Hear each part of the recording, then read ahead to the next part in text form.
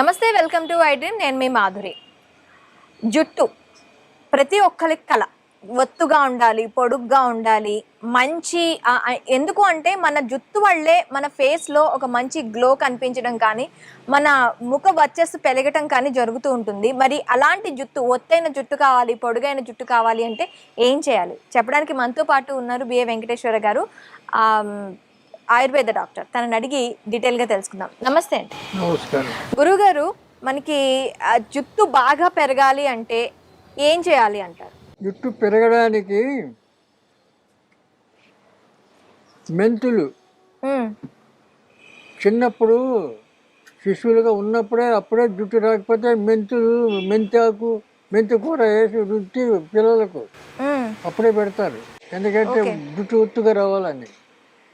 కాబట్టి ఇప్పుడైనా కూడా జుట్టు ఎక్కువ రావాలంటే ఈ మెంతులు, తర్వాత నల్ల ఉమ్మెత్తు చెట్టు, తర్వాత నీలియాకు, ఇవన్నీ, తర్వాత గుంటగలగరాకు, ఓకే, ఇవన్నీ కాస్త కలిపి చూర్ణం చేసి అవి రోజు రాత్రిపూట రాసుకోవాలి. నెత్తికి రాసుకొని బట్ట కట్టుకోవాలి. పొద్దున్నే కుంకుడుకాయ కానీ సీకాయతో కానీ స్నానం చేయాలి. షాంపూలు పెట్టకూడదు. ఓకే, కుంకుడుకాయ కానీ సీకాయ కానీ అట్లయితే పెరుగుతాయి. అంటే మనకు పెరగడం అంటే 30-35 ఏళ్ళ వరకు కూడా పెరుగుతాయి. ఆ తర్వాత కష్టం. అది ఉన్న వెంట్రుకలను కాపాడుకోవాలంటే రాలిపోకుండా. అప్పుడు ఈ నల్ల ఉమ్మెత్తు నువ్వుల నూనెలో బాగా మసాలా పెట్టాలి. ఓకే, ఆకు ఇంత ఆకు తెచ్చి దంచి, ఒక నల్ల ఉమ్మెత్త ఆకు, పువ్వు కాదు, నల్ల ఉమ్మెత్తు ఆకు ఓకే, దంచి నూనెలో, అంటే నువ్వుల నూనెలో బాగా మరగబెట్టాలి. ఓకే, మరిగిన తర్వాత దాన్ని చల్లారిన తర్వాత ఫిల్టర్ చేసుకోవాలి. ఫిల్టర్ చేసి బాటిల్లో పెట్టుకొని అది రాసుకోవాలి. ఏ నూనె? నువ్వుల నూనె. నువ్వుల నూనె అందుబాటులో లేకపోతే నువ్వుల నూనె మంచిది. వేరే నూనెలు వాడకూడదు. ఇప్పుడు కొబ్బరి నూనె, పల్లి నూనె ఇట్లాంటి పనికిరావు. నువ్వుల నూనె పనిచేస్తుంది. అయితే అట్లా రాసుకుంటూ ఉండాలి ఆ నూనెతోటే. కానీ ఉన్న జుట్టు రాలిపోదు. తర్వాత తెల్ల వెంట్రుకలు రావు. ఓకే, తెల్ల వెంట్రుకలు కూడా రావు. నలుపు అట్లే కంటిన్యూ అవుతుంది. ఓకే, కాబట్టి అది ఇంక ఓపికతో చేసుకోవాలి.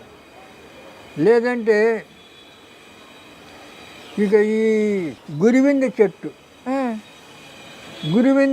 తెల్ల గురివింద, ఓకే, దాని ఆకు తెచ్చి మెత్తగా నూరి బాగా నెత్తికి పట్టి బట్టతలకి వాళ్ళు కూడా రాసుకోవచ్చు. రోజు రాత్రిపూట రాయాలి. అటు సుమారు 20 రోజులు 40 రోజుల దాకా రాస్తే మంచిది. రాసుకొని పొద్దున్నే స్నానం చేసుకోవాలి. ఇలాగే చేస్తే వెంట్రుకలు లేకపోయినా కూడా వస్తాయి. ఓకే, వస్తాయన్నమాట. ఇప్పుడు కొంతమందికి పేను గురుగుడు అంటారు. అక్కడక్కడక్కడ ప్యాచీలు అయిపోతాయి. దానికి కూడా ఈ ఉమ్మెత్త, తెల్ల ఉమ్మెత్త అయినా సరే ఆకు మెత్తగా నూనె అక్కడ రాస్తే వెంట్రుకలు వచ్చేస్తాయి. తర్వాత ఈ ఉమ్మెత్తుతోటి చుండ్రు గిండ్రు ఇవి ఏమున్నా పోతాయి, క్లీన్ అయిపోతుంది. ఆ ఉమ్మెత్తి చాలా పని చేస్తుంది, నల్ల ఉమ్మెత్తి అయితే.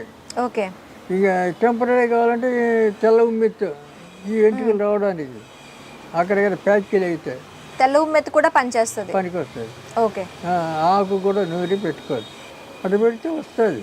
మరి భోజనంలోని ఏమైనా చేర్చుకోవాలంటారా? ఆహారంలో కూడా సరే. భోజనం అంటే ఇప్పుడు బలవత్తరమైన ఆహారం అంటే మనకి ఇప్పుడు దొరికేటన్నీ కల్తీనే కదా. అవును.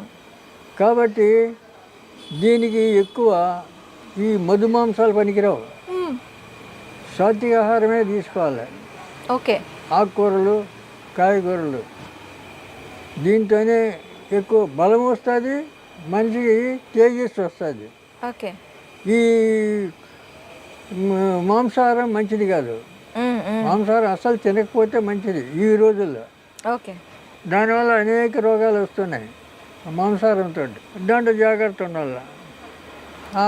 ఆహారంలో మనం తినే ఆహారంలో ఇప్పుడు మెంతి కూర, అది ఎంటుకలకు పని చేస్తుంది, ఆహారానికి కూడా బలము, ఓకే, కండరాలకు కూడా బలము. ఏది మెంతులు, మెంతి కూర ఆకు. అట్లనే ఈ పాలకూర, చిర్రి కూర, ఇటువంటివన్నీ కొన్ని ఉన్నాయి, అటువంటివి వాడాలి. ఓకే. ఇప్పుడు మనం ఏం లేదు, ఏది దొరికితే అది ఆ రోడ్ల మీద బండ్ల దగ్గర తినేయడం, టిఫిన్ సెంటర్ ఆడవాళ్ళు పెట్టి తినడం, ఇట్లా చేస్తుంటారు చాలామంది. వాళ్ళకి ఎవరికి చెప్పాలా, వాళ్ళ టైం అది. వాళ్ళు కూడా ఇవన్నీ అబ్జర్వ్ చేయాలంటే చేయలేరు పరిస్థితులు. అందువల్ల ఇప్పుడు ఎక్కడ పడితే వాళ్ళు ఏమి నూనె వాడతారో తెలియదు బయట రోడ్ల మీద. ఇప్పుడు టిఫిన్ సెంటర్లు ఎక్కువ అయిపోయినాయి. ఆ ఎక్కువ సెంటర్లో కూడా ఆహారం కూడా మంచిది కాదు. అక్కడ ఇడ్లీ కానీ, ఆ ఇడ్లీ కూడా ఏం చేస్తున్నారు, మినపప్పు ఎక్కువ పెట్టడం లేదు, మినపప్పు కలపడం లేదు, ఒట్టి బియ్యపు రవ్వ, రైస్ కేకుల్లాగా. అవును, ఈ రైస్ కేకులే పెడుతున్నారు. అది ఆ ఇడ్లీలు ఏమి లాభం లేదు. మినపప్పు బలము, బియ్యం ఏం మామూలు అది. కాబట్టి ఇక వాళ్ళు దోశ అంటే ఎప్పుడెప్పుడో పులిసిపోయిన పిండి అవన్నీ పెట్టి అవన్నీ వేస్తారు, అవే తింటుంటారు.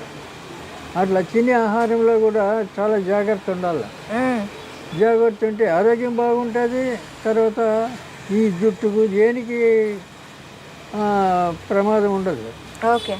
తినే ఆహారంలో కూడా జాగ్రత్తలు తీసుకోవాలి. కల్తీ ఆహారం తీసుకోకుండా స్వచ్ఛమైన ఆహారం తీసుకోవాలి. ఎప్పుడు మనం తినే ఆహారం కొంచెమైనా వేడివేడిగా ఇంట్లో వండించుకొని తింటే అది వేరే సంగతి. ఓకే.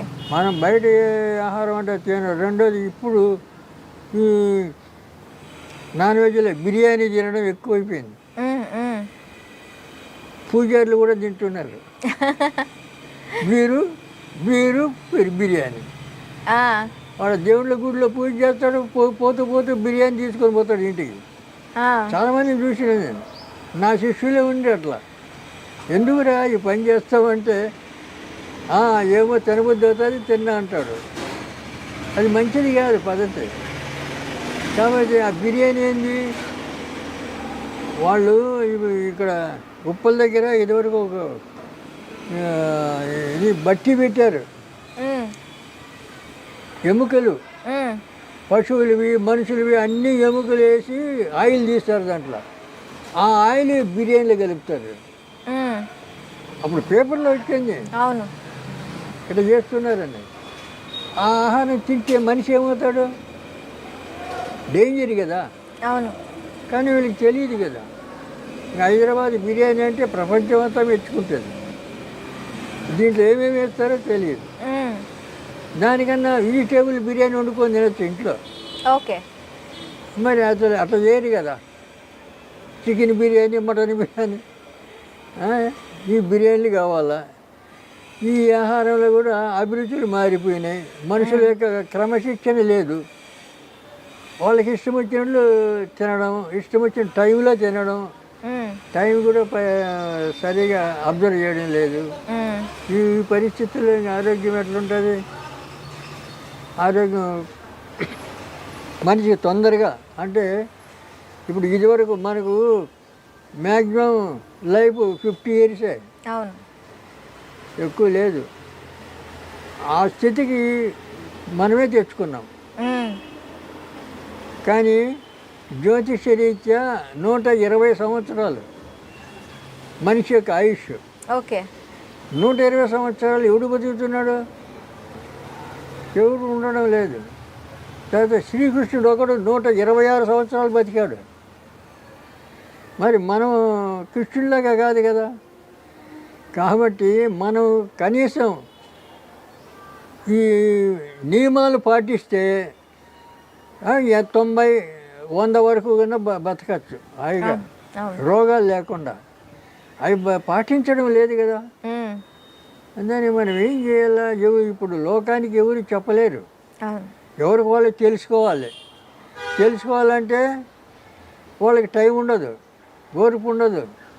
ఇదివరకు ఎవరైనా ముసలోళ్ళు వాళ్ళు ఇంట్లో ఉండేవాళ్ళు చెప్పేవాళ్ళు. ఇప్పుడు వాళ్ళందరినీ ఆశ్రమాలకు పంపించేస్తున్నారు, రోడ్ల మీద వదిలేస్తున్నారు, బస్ స్టాండ్లో వదిలేస్తున్నారు.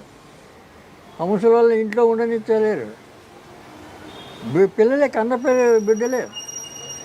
మరి పరిస్థితులన్నీ ఇట్లా తారుమారైపోయినాయి కదా. అందువల్ల ఆయుష్ కూడా తగ్గిపోయింది. ఉమ్, ఆరోగ్యంగా ఉండాలంటే ఒక పద్ధతిలో ఉండాలి. ఆ పద్ధతి కాదంటే మరి ఆరోగ్యం చెడిపోతుంది. ఎక్కువగా రోజులు బతికేవాడు, ఎక్కువ కాలం ఉండవలసిన వాడు తొందరగా చనిపోతాడు. ఓకే గురుగారు, థ్యాంక్ యూ వెరీ మచ్.